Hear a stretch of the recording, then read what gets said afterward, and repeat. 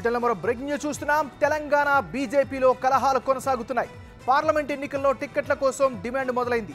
అధిష్టానం ముందుకు వినతులతో కూడిన ఫిర్యాదులు చేరుకుంటున్నాయి. అధినాయకత్వం ఆశీస్సులు అందిస్తే కరీంనగర్ నుంచి లోక్సభకు పోటీ చేస్తారంటూ మొన్న ఈటెల రాజేందర్ చెప్పగా మెదక్ సీటును రఘునందన్ రావుకు ఇవ్వొద్దంటూ ఆయనపై కొందరు పరోక్షంగా ఫిర్యాదు చేశారు. హిందుత్వవాదులకే అవకాశం ఇవ్వాలని కోరుతున్నారు. నియోజకవర్గంలో ఖచ్చితంగా హిందుత్వవాదులకు కార్యకర్తలకు కమిట్మెంట్తో దేశభక్తితో ఉన్న కార్యకర్తలకు పార్టీలు మారకుండా తర్వాత ముందొకటి వెనుకటి మాట్లాడే వాళ్ళు కాకుండా నాయకత్వాన్ని వ్యతిరేకించకుండా కలిసికట్టుగా మూకుమ్మడిగా ముందుకు పోయే ఒక నాయకుడిని టికెట్ ఇవ్వాలని కార్యకర్తలుగా మేము అడగడానికి వచ్చినాం.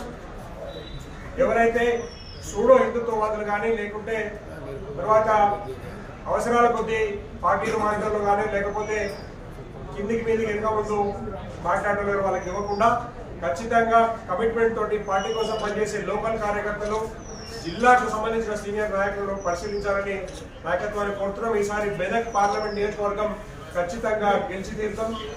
మన నరేంద్ర మోదీ గారికి అది కానుక ఇస్తామని భారతీయ జనతా పార్టీ మెదక్ జిల్లా తరఫున మేము ఇక్కడ కమిట్మెంట్తో వచ్చినాం. మెదక్ పార్లమెంట్ నియోజకవర్గంలో